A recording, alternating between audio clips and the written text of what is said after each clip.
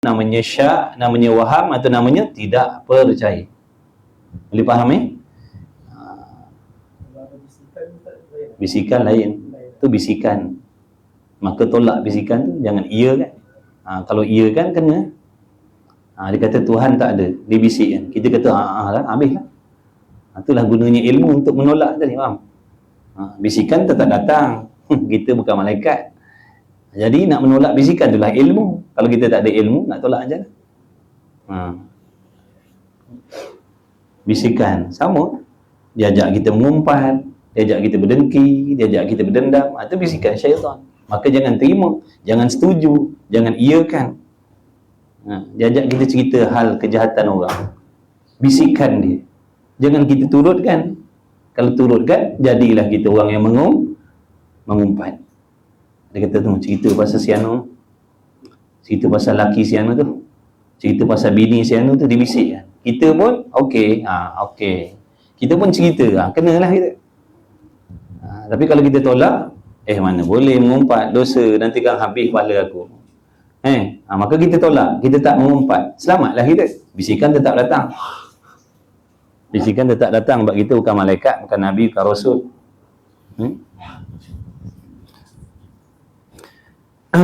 Baik, jadi barang siapa yang tidak percaya dengan maknanya, tidak mengaku sungguh segala perkara itu.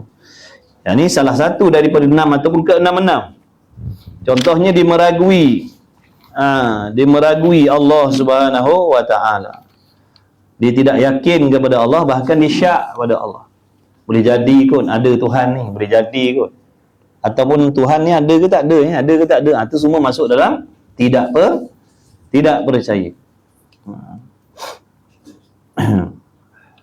Maka mana-mana orang mana-mana mereka, barang siapa yang tidak percaya dengan maknanya, tidak mengaku sungguh segala perkara itu, hatinya tidak menyungguhkan tentang adanya Allah, hatinya tidak menyungguhkan tentang adanya malaikat, hatinya tidak menyungguhkan tentang adanya para rasul, hatinya tidak menyungguhkan dengan Al-Quran, ataupun hatinya tidak menyungguhkan segala perkara yang ada di dalam Al-Quran. Hatinya tidak menyungguhkan segala perkara yang ada dalam Al-Quran, dipilih-pilih. Ada hukum Allah yang dalam Quran dia mengiyakan, ada hukum Allah yang dalam Quran dia tolak, dinafikan, dipertikaikan. Itu namanya tidak percaya dengan Al-Quran. Dia percaya bab haji. Dalam Quran tu, dalam banyak-banyak tu dia percaya bab haji, bab umrah, bab zakat, nikah kahwin, bagi harta. Tapi dalam bab hudud contohnya, dia tak percaya. Maka tidak beriman dengan Al-Quran. Semua kena percaya ya, semua. Sebab semua tu datang daripada Allah. Bukan bab haji daripada Allah, bab semayang daripada Allah, bab hudud daripada manusia, bukan. Sebab tu nanti apa alasan kita tolak hukum hudud apa? Allah Ta'ala tu tak setuju dengan hukum hudud. Apa alasan kita? Siapkan daripada sekarang alasan itu. Boleh siapkan daripada sekarang. Siapa yang tolak hukum syariat, siapa yang tolak hukum hudud dalam Quran tu, siapkan alasan daripada sekarang. So senang nak jawab. Sebab tu kena mengaji. Tak mengaji ni, jangan kata bab semayang je kita main hentam, dalam bab akidah pun kita main hentam. Kalau kita tak mengaji, tak ada ilmu, kita akan beribadat main hentam, ikut nafsu maksudnya. Jangan kata bab semayang, akidah pun main hentam je. Ikut apa nak percaya, apa nak petikai. Bila tak ada ilmu. Sebab tu, jahil agama ni bala. Jahil agama ni bala yang sangat besar sekali. Daripada bala yang Allah Ta'ala turunkan kepada Nuh, tsunami. Bala tak tu, tapi tak bahaya tu. Tapi bala kebodohan agama ni, besar. Sebab apa? Dia boleh mengheret kita ke neraka Allah. Itu bahaya. Jangan seronok dengan bala jahil. Kena risau kalau kita tak belajar agama. Kena risau sebab tu bala. Jangan risau kemarau je, jangan risau banjir je, jangan risau kebakaran saja. Kena risau kita ni tak belajar agama. Sebab tak belajar agama ni bala yang boleh mengundang celaka kita nanti di hari kiamat. Yang mana celaka yang menunggu kita di hari kiamat dalam kubur tu, saat sakaratul maut tu, celakanya sangat dahsyat, bukan sikit-sikit. Jadi mengaji lah. Ngaji sementara ada hidup peluang ni, ngaji lah. Padu ain ngaji sungguh-sungguh, tauhid, tasawuf, fiqh, ngaji betul. Supaya kita selamat daripada celaka akhirat. Oh, tak tertanggung. Kita nak bertemu dengan malaikat maut. Apa persiapan kita? Malaikat maut tu bukan kawan-kawan kita. Kalau kawan kita boleh sogok duit, boleh rasuah, tak apa. Dia jenis tak peduli dia. Malaikat maut ni tak ada sifat belas kasih sayang dalam hati dia. Dia tak peduli. Maka apa persiapan kita? Jadi ngajilah, ngaji. Jangan sombong. Jangan belagak sombong, jangan berasa pandai beribadat. Kena mengaji. Ya, kita bijak tapi dalam hal-hal dunia. Kita bijak, kita pandai tapi dalam hal-hal dunia. Tapi dalam bab akhirat, dalam bab ibadat, dalam bagaimana kaifiat cara yang selamat nak balik kepada Allah, kita tak pandai. Sebab tu kena rendahkan diri kita.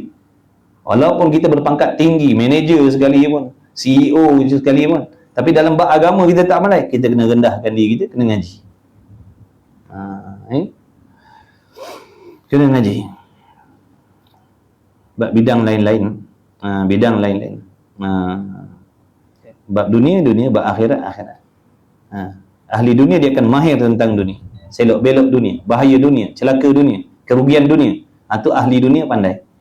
Tapi kerugian akhirat, celaka akhirat, ini kita tak pandai. Ini kita kena serahkan dan kita kena ikut, kena belajar dengan alim ulama sebab bidang dia. Sebab bidang dia. Kemudian maka adalah ia yang tidak percaya tadi tu. Barang siapa yang tak percaya, dengan mana dia ragu dengan enam rukun iman ataupun salah satu daripada 6 tadi, barang siapa yang meragui, dia tak terima, dia tak percaya, dia ragu-ragu, dia sangsi, maka adalah ia kafir. Maka adalah ia kafir. Dia jadi kafir. Siapa tadi? Yang tidak percaya tadi, yang meragui tadi, yang mempertikaikan tadi. Tak peduli siapa dia. Sembahyang cukup, puasa cukup, dah pergi haji, dah pergi umrah, tak percaya dengan hukum yang ada dalam Quran, kafir. Sia-sia je amalan. Tak kisah wakafnya dah berjuta sekalipun, juta wakaf ni, tak percaya dengan Quran, tak percaya dengan isi kandung Quran, tak percaya sekaliannya. Ada bahagian-bahagian dia percaya, ada bahagian dia tolak. Kafir. Na'udzubillah. Sia-sia amalan. Kalau mati dalam keadaan begitu, tak sempat lagi bertaubat, habislah. Kekallah nanti dalam neraka selama-lamanya. Ini bab akidah, jangan main-main. Jangan main-main. Bab akidah ni ramai tak nak mengaji. Mustahil pandai kalau tak mengaji. Mustahil faham kalau tak reti, kalau tak mengaji. Macam semayang, tak belajar bab semayang, taknya faham semayang. Itu yang imam naik rakaat kelima pun kita ikut sekali. Imam naik rakaat kelima pun kita ikut sekali. Sebab tak faham, tak mengaji, tak nak mengaji. Cuba mengaji. Oh, ni rakaat dah lebih ni, aku tak ikut. Itu kalau ada ilmu. Tapi kalau sombong tak nak mengaji, berasa pandai dah semayang, berasa pandai dah akidah, macam mana amalan kita? Macam mana Allah Ta'ala nak terima amalan kita kalau cara buatnya salah, tak ikut syarat rukun? Jadi kena ngaji lah. Dunia cari duit. Ke kita tak percaya kita ni mati dan akan dihidupkan balik besok, menerima balasan? Cuma percaya. Dah percaya, apa tindakan? Kalau betul kita percaya adanya kiamat, adanya hari kebangkitan, adanya hari pembalasan, adanya hari hisab, percaya amalan ibadat kita akan disoal selidik oleh Allah, apa tindakan kita? Kalau kita yakin dalam kubur tu susah, dalam kubur tu ada azab, nak bertemu dengan malaikat maut ni azab, apa persiapan kita? Ngaji ya. Bukannya lama mengaji, sejam ni pun lama dah tu. Terbakar punggung kita dah.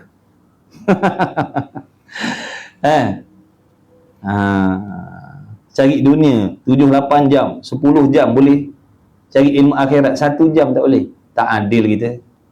Mana yang kita kata seimbang dunia akhirat? Cakap boleh. Cakap boleh, kita dunia dengan akhirat ni kena seimbang. Seimbang apa macam tu? Tu tempang, tu bukan seimbang. Bab dunia kita bagi, sentiasa ada je masa kita. Tapi bila bab ibadat, bab ilmu akhirat, nantilah ada masa lapang, nantilah kalau ada masa lapang, nantilah kalau ada masa lapang. Ngaji untuk kita, bukan untuk orang, untuk kita. Persiapan mati kita. Kita ni dah duduk tepi lubang kubur ni. Nak kena tolak je. Banyak yang tertongging, terbanting tengah jalan raya. Tak ada sakit, tak ada apa, terima berita, mati. Ya tak? Kita pun tak mustahil. Kita pun tak mustahil macam tu. Cuba bayangkan kalau Allah ambil nyawa kita dalam keadaan semayang kita Allah tak terima, akidah kita Allah tak terima, ibadat kita Allah tak terima. Macam mana nasib kita dalam alam barzah tu? Siapa nak tolong kita? Kawan-kawan kita? Minta maaf lah. Kenalah jawab sendiri.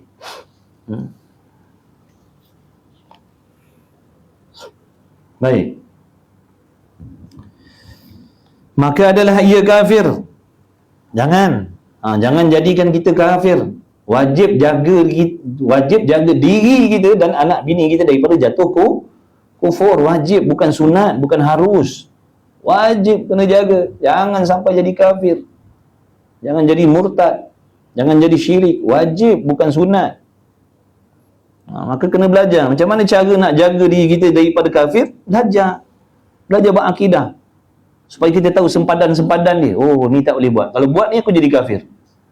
Kalau kita tak belajar, kita tak tahu. Kadang-kadang kita dah lampau sempadan tu. Kadang-kadang kita dah masuk dalam sempadan tu. Kita tak sedar sebab kita tak ada ilmu. Bila kita ada ilmu baru nampak sempadan ni. Kalau aku langgar sini, aku murtad. Kalau aku cakap begini, aku murtad. Kalau aku buat macam ni, aku murtad. Kalau aku percaya macam ni, aku murtad. Itu bila ada ilmu. Kalau tak ada ilmu, kita tak nampak sempadan tadi. Itu yang ikut sedap, nak cakap-cakap, ikut nak buat-buat, ikut nak percaya-percaya, ikut suka hati. Tak tahu sempadan. Nanti kita yang mudarat, bukan orang lain. Nanti kita yang mudarat. Nanti anak bini kita yang mudarat. Maka adalah ia kafir. Bila kafir apa jadi? Kalau dah jatuh kafir, apa jadi dengan amal ibadat tu? Yang kita dah buat daripada akil baligh tu. Daripada akil baligh umurnya 15 tahun dulu. Dah semayang, dah puasa, buat begini, buat begitu, buat baik mak bapak, buat baik pada anak bini, buat baik pada suami. Apa jadi semua tu? Wakaf kita, haji kita, umrah kita, zakat kita. Apa jadi semua tu? Tutup aurat kita, cakap baik kita. Semuanya jadi debu semua. Baliklah hari kiamat dalam keadaan muflis, semuflis-muflis ni. Kita tak takut. Kalau takut, kenalah usaha sekarang. Kalau takut kita ni ditimpa kecelakaan yang berpanjangan, daripada sekarang kena usaha perbetulkan amalan kita. Ngaji, belajar. Belajar, ngaji. Firman Allah Subhanahu wa taala, "Wa man yakfur billahi wa malaikatihi wa kutubihi wa rusulihi wal yawmil akhir faqad dhalla dhalalan ba'ida." Dan barang siapa kafir ia, siapa ingkar, siapa enggan. Kufur ni mana? Ingkar, enggan. Tak nak terima, tak nak percaya, tak nak setuju dengan apa yang Allah perintahkan. Yakni tidak percaya dan tidak mengaku sungguh dengan Allah Ta'ala. Dia tak menyungguhkan Allah. Allah Ta'ala ni disungguhkan ada tempat-tempat. Allah suruh semayang, betul, bagus. Allah suruh puasa, betul, bagus. Allah suruh nikah kahwin, bagus, betul. Allah suruh kerat tangan orang mencuri, ni tak betul. Ni tak betul. Ini tak betul. Oh, Allah tu ada betul, ada tak betul. Itulah pegangan dia terhadap Tuhan. Itulah pegangan dia terhadap Allah. Pada dia, Allah ni tak semuanya betul. Na'udzubillah min zalik. Allah ni tak semuanya bijak. Ada benda yang Allah buat keputusan yang tak bijak. Hukum tu bukan keputusan maksudnya. Hukum tu mana keputusan lah. Jadi bila kita membangkang hukum hakam Allah, maknanya pada kita Allah tak cukup bijak dalam membuat keputusan. Kita merasa kita lebih bijak daripada Allah lagi. Nampak tak? Apa hukum tu? Kufur lah. Kufur lah. Jangan main-main. dan dengan segala malaikatnya, dan dengan segala kitabnya, dan sekalian rasulnya.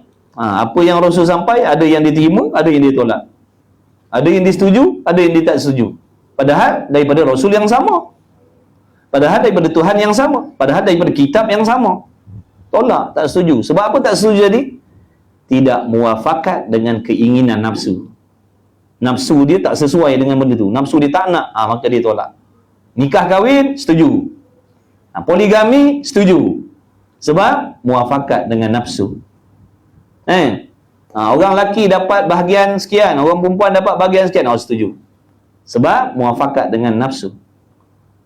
Bila Allah Ta'ala kata begini, kata begitu, larang begini, tak kena dengan nafsu, ini pada saya tak bagus hukum. Na'udzubillah min zalik. Sedarlah wahai hamba Allah. Sebab sedarlah wahai kita semua. Betulkan akidah, pegangan dan kepercayaan kita kepada Allah. Sebab dunia ni Allah jadikan bukan tempat bermain-main. Dunia ni bukan tempat kita bermain-main. Dan dengan hari akhir. Jadi bila kita yakin dengan Rasul, apa faedah yang kita dapat? Kita akan menjadi hamba yang taat dengan Rasul. Itulah faedah daripada beriman dengan Rasul tu. Bila dah beriman, yakin dengan Rasul, apa yang Rasul suruh, kita akan ikut. Apa yang Rasul larang, kita akan usaha tinggalkan. Kita tak bangkang. Andai kata kita terbuat, kita akan mengaku berdosa, bersalah. Tapi kalau tak mengaku dengan Rasul, dia tak akan mengaku bersalah walaupun dia dah melanggar hukum Allah. Dia tetap nak mengaku dia betul. Tolak hukum Allah pun nak mengaku betul lagi. Mempertikaikan Al-Quran pun nak mengaku betul lagi.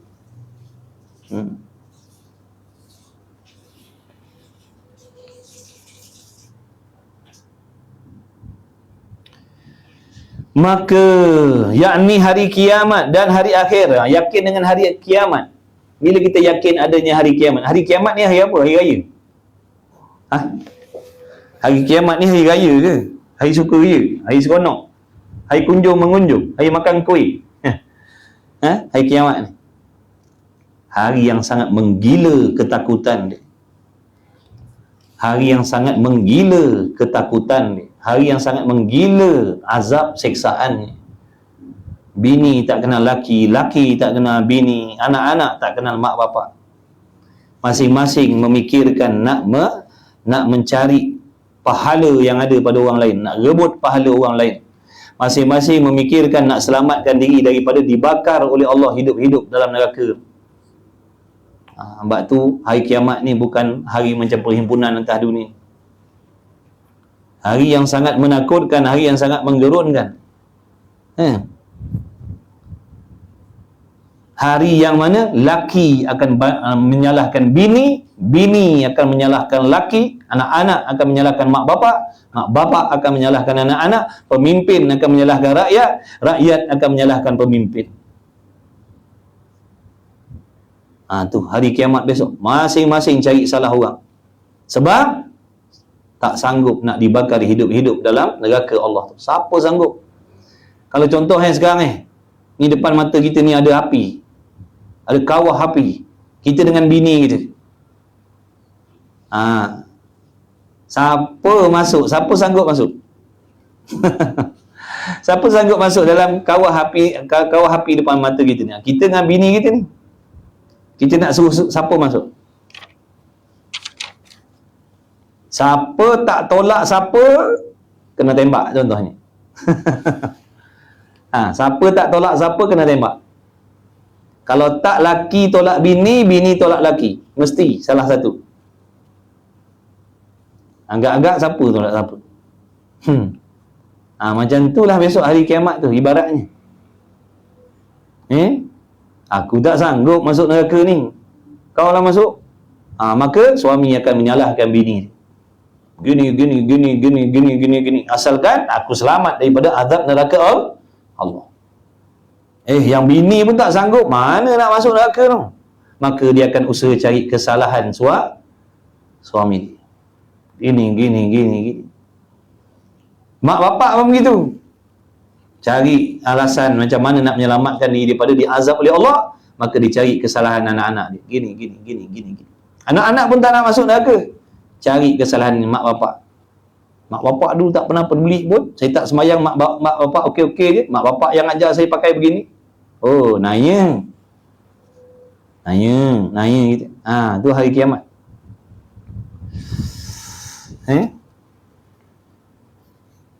Cinta sanggup cinta sanggup renang lautan api, togok air panas kat dapur tu, tengok sanggup tak sanggup. Cakap boleh cakap boleh, cakap tak serupa bikin kita ni. Cakap tak serupa bikin. Togok air panas, cerit tengah menjerit tu, togok, tengok sanggup tak sanggup, dah kata cinta sangat. Bohong. Kita ni pembohong je Azman. Kita ni banyak pembohong. Mengaku hamba Allah tapi melawan Allah. Ngaku hamba ni dia tak melawan hamba. Kita ngaku hamba Allah tapi melawan keputusan Allah, kita tak boleh terima. Hamba apa? Kita ni banyak bohong. Kita ni banyak bohong. Hamba Allah. Allah suruh macam tu tak kena dengan diri kita. Allah buat macam tu tak kena dengan diri kita. Komplain sini, komplain situ. Allah, kita ni banyak dosa kita dengan Allah. Banyak dosa kita. Sebab tu ngajilah daripada sekarang. Maka yang akan terselamat di hari kiamat besok, orang yang hidup atas dunia ni beramal dengan Islam, zahir dan batin dia. Dia ni nanti orang yang jadi macam ni, takkan ada orang yang boleh hujah atas diri dia. Kalau dia suami, betul-betul jalankan tanggungjawab dia seperti yang Allah suruh, anak bini takkan boleh humban di dalam neraka. Anak bini takkan boleh tarik suami yang betul-betul beramal dengan agama, jalankan tanggungjawab sungguh-sungguh. Begitulah juga isteri. Kalau dia betul-betul menjadi isteri seperti yang Allah suruh, suami takkan dapat menyalahkan dia nanti di hari kiamat. Begitulah juga dengan mak bapak. Begitulah juga dengan mak bapak.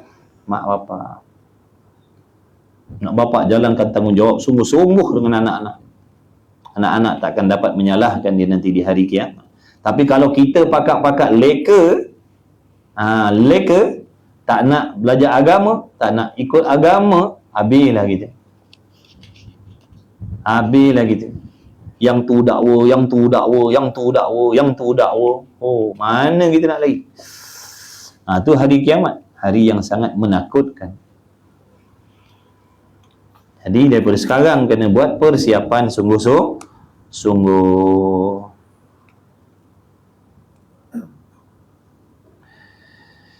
Bermula ihsan itu berbuat baik. Ihsan tu apa pula? Ihsan ni dengan makna berbuat elok, buat baik. Buat baik dengan Allah, buat baik dengan hamba, buat baik dengan makhluk. Itu ihsan. Dengan maknanya mengerjakan segala perintah Allah. Kita buat segala ke kita buat separuh? Yang Allah suruh 10, kita buat berapa? Kita buat 3. 7 lagi belum buat. Lepas tu ngaku hamba Allah.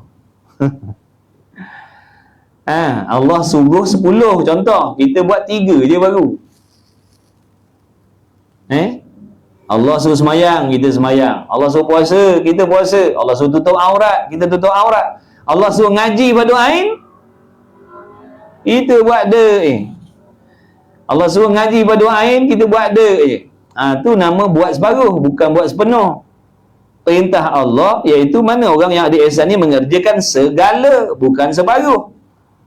Kita buat separuh. Semayang nak, tutup aurat tak mau. Semayang nak, ngaji fardu ain tak mau. Puasa nak, semayang tak mau. Macam-macam lah kita ni. Masing-masing ada selera masing-masing buat ibadat. Kita ni buat ibadat ikut selera masing-masing. Yang tu selera dia semayang. Ngaji dia tak ada selera. Yang tu pula, yang tu selera dia cari nafkah. Semayang tak selera. Lalu dia tak semayang. Macam-macam pesen kita. Itu namanya ibadat ikut nafsu, bukan ikut ilmu. Kalau ibadat ikut ilmu, dia tahu.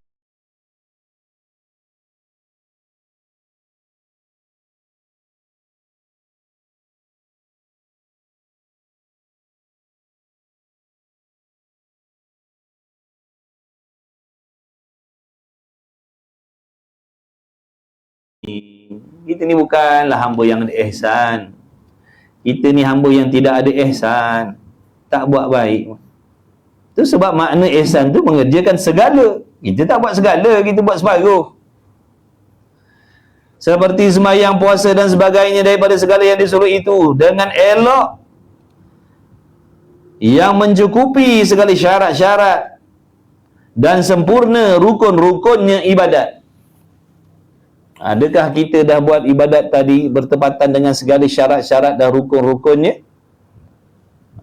Jadi kita disuruh belajar fardu ain supaya kita boleh mengetahui apakah syarat-syarat dan rukun-rukun dalam ibadat. Semayang ni ada 13 rukun. Syaratnya ada 9 contohnya. Barulah boleh buat. Ni kita tak nak ambil tahu, tak nak belajar. Manjang tak ada masa je kita, manjang sibuk je kita. Macam mana kita nak mendirikan syarat dan rukun semayang tadi, padahal kita memang tak pernah belajar? Maka semayanglah kita main hentam, main tikam je. Kita semayang main tikam je. Kalau kena lah. Sama je lah kita, laki-laki perempuan sama je. Laki ke perempuan ke sama je. Semayang ibadat main tikam je. Nasib-nasib lah. Ngaji. Jangan tak mengaji. Belum terlambat lagi. Sebab Allah belum ambil nyawa kita. Tapi tak lama dah Allah nak ambil nyawa kita ni. Seolah-olah mengerjakan mana tadi? Seolah-olah mengerjakan dan menunaikan perintah Allah Ta'ala itu di hadapan Allah Ta'ala. Dan jikalau kita tidak melihat akan dia sekalipun, walaupun kita tak dapat nak melihat Allah Ta'ala tu dengan mata kepala, tapi keadaan dan kelakuan kita menjalankan tugasan yang Allah pikulkan tu macam nampak Tuhan depan mata. Kita buat umpama ginilah, kita bekerja tu seolah-olah macam majikan duduk terpacak depan muka kita. Tu mudah nak faham. Kita buat kerja tu seolah-olah macam majikan yang sangat tegas ada depan kepala kita, ada depan muka kita. Macam mana cara kita buat kerja? Tentulah kita akan berusaha sebaik mungkin menurutkan kehendak majikan kita tadi. Cuba tunaikan segala kehendak dia. Cuba jauhkan pantang larang dia. Itulah ibaratnya. Padahal majikan tak ada pun, majikan pergi holiday. Tapi kita tu tadi macam buat kerja tadi macam majikan ada depan muka kita. Punyalah jaganya, punyalah tekunnya, punyalah majikan nak macam mana? Nak macam mana? Dia cuba buat. Majikan dia larang apa? Jangan buat begini, jangan buat begini, jangan buat begitu. Dia cuba jauhkan. Padahal majikan tak ada. Tapi kelakuan dia buat kerja tu macam dia nampak majikan depan mata dia. Gitulah ihsan tadi. Dia buat ibadat, semayang, puasa, mengaji, mengajar, tak pedulilah apa saja ni amal, seolah-olah macam nampak Allah depan mata dia. Dengan makna mana? Dia akan berusaha menunaikan segala yang Allah suruh. Allah suruh semayang, jangan bergoyang-goyang, dia akan cuba buat. Allah perintah semayang, mata jangan melilau, dia cuba jaga mata dia. Allah perintahkan solat, hati jangan memikirkan tentang dunia, dia jaga hati dia. Padahal tak nampak pun Allah tu, betul? Tapi dia tu, kelakuan keadaan dibuat ibadat tu macam nampak Allah Ta'ala. Allah Ta'ala suruh semayang dalam keadaan hati bersih, jangan ada benda kotor dalam hati. Dia turutkan, dia buang segala penyakit hati. Macam nampak Tuhan, padahal tak nampak pun. kelakuan dia tadi. Dia duduk seorang-seorang pun dia tak berani. Dia tak berani buat benda yang Allah benci. Walaupun dia duduk seseorang, macam nampak Tuhan. Kalau dia duduk dalam bilik, macam nampak Tuhan. Padahal tak nampak pun Tuhan dengan mata kepala. Tapi keadaan hamba yang ada ihsan tadi begitulah. Dia akan menjaga segala pantang larang syarat rukun yang ditetapkan oleh Allah, zahir dan batin. Sentiasa. Mana tempat dia pergi, mana waktu dia berada, dia jaga sungguh-sungguh. Macam melihat Allah Ta'ala. Tapi bila kita tak ada ihsan, sebab itulah bila kita ni, kita ni tak ada ihsan, sebab itulah ibadat kita macam ni. Dalam semayang ada dendam, dalam semayang ada dengki,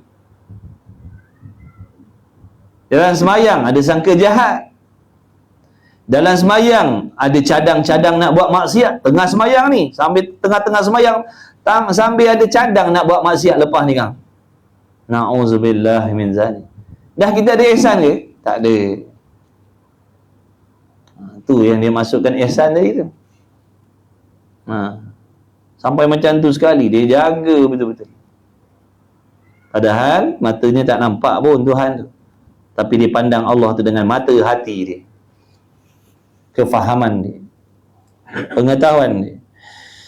Dan ihsan ini syarat bagi kesempurnaan agama Islam juga, bukanlah syarat bagi sah agama Islam. Jadi barang siapa yang ada ihsan ni dalam hati dia, siapa yang ada ihsan dalam hati dia ni, ataupun ulama terjemahkan ihsan ni dengan makna ikhlas. Dan ihsan ini syarat bagi kesempurnaan. Nak menyempurnakan seseorang itu sebagai seorang Islam, nak jadi Muslim yang sempurna, nak menjadi Muslimah yang sempurna, mesti ada ihsan. Kalau tak ada ihsan tadi, kita Muslim yang tak sempurna, kita Muslimah yang tidak sempurna. Islam dah tapi tak sempurna. Kenapa? Tidak ada ihsan dalam hati. Kita tak berbuat baik dengan Allah. Dan orang yang tidak mengerjakan ibadat dengan elok, dia tak buat, kita tak buat ibadat seperti yang Allah suruh. Allah suruh begini, kita buat begitu. Allah perintah begini, kita buat begitu. Dan yang tidak mengerjakan, dan orang yang tidak mengerjakan ibadat dengan elok, dengan bahawa tak cukup syarat. Tak cukup syarat ibadat, tapi ibadat tapi syarat tak cukup.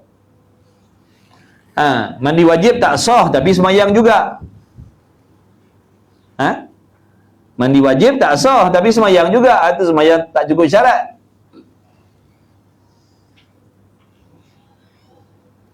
Dan rukun, dan tidak ada ikhlas, dan tidak ada khusyuk, dan tidak ada tawaduk, maka dinamakan dia orang yang tidak berbuat elok. Kita ni hamba yang tidak berbuat elok dengan Allah.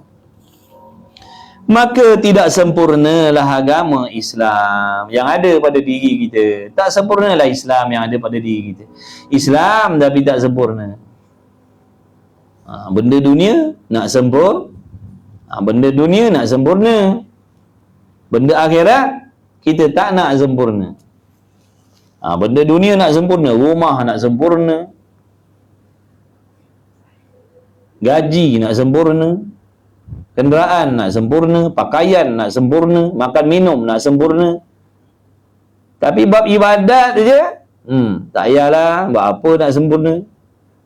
Padahal ibadat itulah yang nak bawa balik akhirat dan kekal selama-lamanya. Yang bersifat kekal selama-lamanya kita tak nak sempurna. Yang kita akan buang, yang kita akan campakkan 2-3 hari lagi, kita nak sempurna. Dunia yang kita nak pakai 2-3 hari lagi, lepas tu kita buang, kena tinggalkan, terpaksa kena tinggalkan, mau tak mau dengan makna mati. Oh, itu kita nak sempurna. Rumah nak sempurna, kenderaan nak sempurna, pakaian nak sempurna, makan minum nak sempurna. Tapi ketaatan kita pada Allah, tak payah nak sempurna pun. Hantam je lah. Itulah sikap kita yang kata seimbang dunia akhirat tadi. Seimbang ke tu?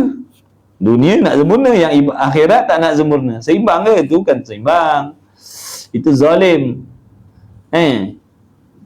Itu zalim. Kita zalim pada diri kita. Kita ni banyak menzalimi diri kita. Benda dunia kita nak sempurna, benda akhirat kita tak peduli sempurna ke tidak, main belasah je. Maka tidak sempurnalah agama Islam dan tidak ada hak lagi menerima pahala daripada Allah Ta'ala. Tak dapat pahala lah. Dah tak sempurna, nak dapat gaji macam mana? Nak dapat allowance macam mana kita? Allah suruh lain, kita buat lain. Allah suruh lain, kita buat lain. Nak dapat gaji macam mana? Sabda Nabi sallallahu alaihi wa alihi wasallam daripada Sayyidina Umar Al-Khattab berkata, bainama nahnu julusun inda Rasulillah sallallahu alaihi wasallam zata yawmin idhala alaina rajulun shadidu bayadi thiyabi shadidu sawadi sya'ri la yura alaihi atharu safari wa la ya'rifu minna ahadun hatta jalasa ila Nabi sallallahu alaihi wasallam fa asnada rukbatayhi ila rukbatayhi wa wada'a kaffayhi ala faqidhayhi wa qala ya Muhammadu akhbirni anil Islam. Faqala Rasulullah sallallahu alaihi wa alihi wasallam an tashhada an la ilaha illallah wa anna Muhammadar Rasulullah wa tuqima as-salata wa tu'ti az-zakata wa tasuma ramadana wa tahujjal baita an istata'ta ilaihi sabila. Qala sadaqta. فأجبنا له يسأله ويصدقه قال فأخبرني عن الإيمان قال أن تؤمن بالله وملائكته وكتبه ورسله واليوم الآخر وتؤمن بالقدر خيره وشره قال صدقت قال فأخبرني عن الإحسان قال أن تعبد الله كأنك تراه فإن لم تكن تراه فإنه يراك.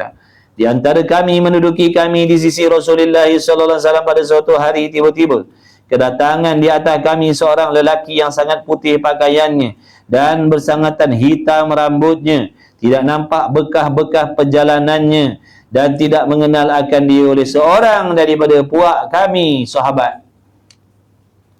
Satu hari tengah duduk-duduk, sahabat tengah duduk, tiba-tiba datang seorang lelaki-lelaki, bukan main kacak, tampan, handsome, kemas, pakaiannya putih, bersih, rambutnya hitam, terurus, tak ada compang-camping, tak ada kusuk masai, tak ada tanda-tanda yang laki-laki tadi orang jauh maksudnya. Tak ada tanda-tanda yang orang laki yang datang tiba-tiba tadi tu, tak ada tanda-tanda pun yang menunjukkan dia ni orang luar, orang jauh, orang dagang, orang musafir. Sebab kalau musafir, orang berdagang tentulah lusuh pakaiannya, tentulah compang-camping, tentulah kotor, berdebu, rambut kusuk masai. Ni tak terurus macam orang yang dekat-dekat situ. Tapi yang peliknya, seorang sahabat pun tak kenal. Seorang sahabat pun tak kenal. Siapa Lepas tu datang terus pergi kepada Nabi sallallahu alaihi wasallam. Terus pergi kepada Nabi. Lagilah pelik sahabat. Siapa ni? Kalau Abu Bakar ke lainlah. Ini siapa-siapa dah. Jadi peliklah kejadian tu. Dan sandar ia dua lututnya kepada dua lutut Rasulullah sallallahu alaihi wasallam. Makna dia mempertemukan. Makna rapat sungguh dia duduk dengan bertemu lutut. Menghadap lutut, rapat sungguh. Dah lah tak kenal, datang tiba-tiba dekat dengan Rasul pula tu, duduk rapat pula tu. Pelik sahabat. Dan meletak ia akan dua tangannya atas dua peha Rasulullah sallallahu alaihi wasallam. Sambil dia bercakap tu, sambil dia memegang peha Nabi yang mulia. Maknanya memang akrab sangat lah tu. Kan macam kita tengok kalau orang baik-baik, dia duduk sembang tu sambil-sambil tepuk-tepuk bahu, tepuk-tepuk peha nak cerita rapat sangat tu. Tapi yang pelik sahabat, siapa dia orang ni? Dan tak kenal, tiba-tiba datang, duduk dengan Nabi. Mesra sangat pula ni, rapat sangat pula ni. Terpinga-pinga sahabat, terkebil-kebil sahabat. Siapa dia orang ni? Kemudian lalu berkata ia laki-laki tadi, ya Muhammad sallallahu alaihi wasallam, beritahukan saya daripada Islam. Oh, dia bertanya, apa tu Islam? Wahai Muhammad, Islam tu apa? Sabdanya Nabi SAW, menyaksi engkau bahawa, makna menyaksi, mengaku engkau, bersumpah engkau dengan lidah bahawa tidak ada Tuhan melainkan Allah, dan bahawa Muhammad itu adalah Rasulullah SAW, dan mendirikan engkau akan sembahyang, dan mengeluarkan engkau akan zakat, dan berpuasa engkau di dalam bulan Ramadan, dan menunaikan engkau akan fardu haji ke Baitullah jika kuasa engkau kepadanya akan jalan. Jadi bila ditanya, Nabi SAW pun jawablah satu-satu. Islam tu begini, itu Z. Berkata lelaki itu, benar engkau. Kalau macam kita betul. Kalau macam kita, betul. Tadi dia yang tanya. Bila Nabi jawab, dia kata, betul. Pelik tak? Bang, saya ni orang luar, bang, saya baru datang sini dekat tu, Petronas tu. Boleh tak tolong tunjukkan saya jalan nak pergi KWSP? Saya ada kelas Boleh tak? Saya tak tahu, saya baru first time datang sini. Boleh tak tolong tunjukkan jalan KWSP? Tiba-tiba Pok Cik ni bersungguhlah lukiskan pelan. Masuk sini, jalan situ, roundabout gini, pusing. Situ KWSP. Dah puas Pak Cik tadi terangkan A to Z, saya pun kata, betul lah tu Pak Cik. Memang kena temperi dengan Pak Cik tu. Kau ni buang masa aku je. Tadi kau tanya, aku dah terang begini-begini, kau kata betul pula. Tadi kau kata aku tak tahu. Pelik kan? Dia tanya, lepas tu bila Nabi jawab, dia kata betul. Pak Cik tu betul, sungguh terang kan? Cik lukis tu. Lukis kat gini, masuk simpang ni, jumpa traffic lain, masuk situ, nanti jumpa orang nombor, ambil ambil nombor sekian. Dah habis dia kata, betul tu Pak Cik. Pak Cik tu pun tengok kita atas bawah, gila ke apa ni budak ni. Tadi dia tanya, dia kata dia tak tahu, bila aku terangkan dia kata betul pula lah. Kemudian maka menanya lagi lelaki itu, wahai Muhammad sallallahu alaihi wasallam, beritahukan saya daripada iman tu apa pula? Sabdanya Nabi SAW, bahawa percaya engkau, makna yakin engkau akan Allah Ta'ala dan akan malaikat dan segala kitabnya, kita dah hurai hari itu, dan sekalian rasul-rasulnya, dan akan hari kiamat, dan percaya engkau dengan qadarnya, baiknya qadar dan jahatnya. Berkata lelaki itu, benar engkau ya Muhammad. Betul. Kemudian menanya pula lagi-lagi itu, beritahu saya ya Muhammad daripada ihsan. Ihsan itu apa pula ya Muhammad? Sabdanya bahawa engkau mengerjakan ibadat akan Allah Ta'ala seolah-olahnya engkau melihat akan Allah. Kau buat ibadat tu macam kau lihat Tuhan, punyalah taatnya. Kau berusaha menunaikan segala syarat-syarat, spek-spek dia, SOP dia. Buat kan, khoti khusyuk, jangan teringat benda yang selain daripada Tuhan, bacaannya mesti betul, tumak ninahnya mesti betul, berdiri tegaknya mesti betul. Tu dia ikut betul-betul. Pakaiannya mesti suci bersih, dalam hati jangan ada najis. Dia buat sungguh-sungguh macam melihat Allah Ta'ala. Maka jika engkau tidak nampak akan dia, kalau kau tak nampak Allah, maka ia Allah tetap melihat akan diri kau. Walaupun kau tak boleh nak tengok Tuhan tu dengan mata kepala ataupun dengan mata hati, percayalah, yakinlah sesungguhnya kita sentiasa dalam perhatian zahir dan batin. Ni sekarang ni kita diperhati oleh Allah ni, zahir batin kita. Bukan zahir je, hati kita pun diperhati oleh Allah sentiasa. Bukan dalam kelas je, bukan dalam semayang je, sentiasa Allah perhatikan hati kita. Ada hasad tak? Ada dengki tak? Ada dendam tak? Ada sangka jahat tak? Ada cintakan dunia tak? Ada angan-angan nak buat maksiat tak? Ada macam tu. Sentiasa hati kita tak terlepas daripada pengetahuan Allah. Tu maksud ihsan tadi.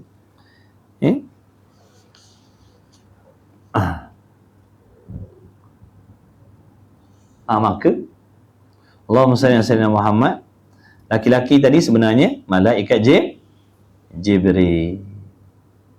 Bila malaikat Jibril dah berlalu pergi, dah meninggalkan Rasulullah SAW, barulah Rasul bagi tahu laki-laki yang datang tadi itu adalah malaikat Jibril.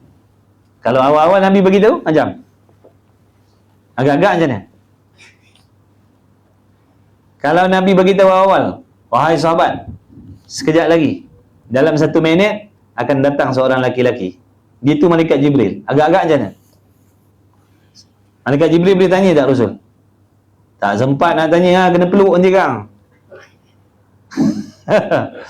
kena peluk, kena kerumun, kena tanda tangan, kena selfie. Malaikat Jibril. Jangan main-main.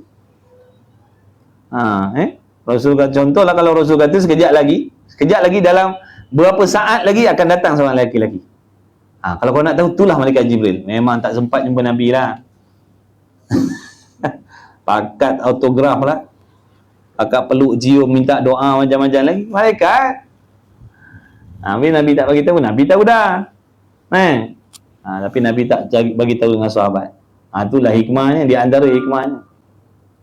Dah lepas baru bagi tahu tu Jibril. Lepas kalau tahu Jibril tadi,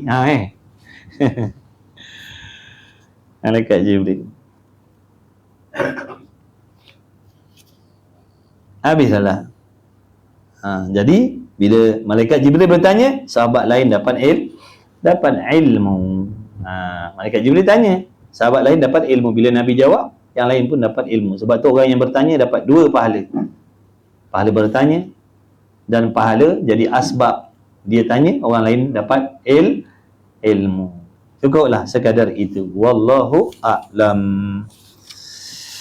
Bismillahirrahmanirrahim. Alhamdulillah wassalatu wassalamu ala Rasulillah wa ala alihi. Allahumma rabbana fa'na bima 'allamtana, rabbana 'allimna alladhi yanfa'una, rabbana faqih ahlana wa qurabati lana fi dinina ma'alikutul unsa wa dzakar. Wa sallallahu ala sayyidina Muhammad walhamdulillahi rabbil alamin. Taqabbalallahu minni wa minkum. Rabbal ya karim. Baik, terima kasih. Sini.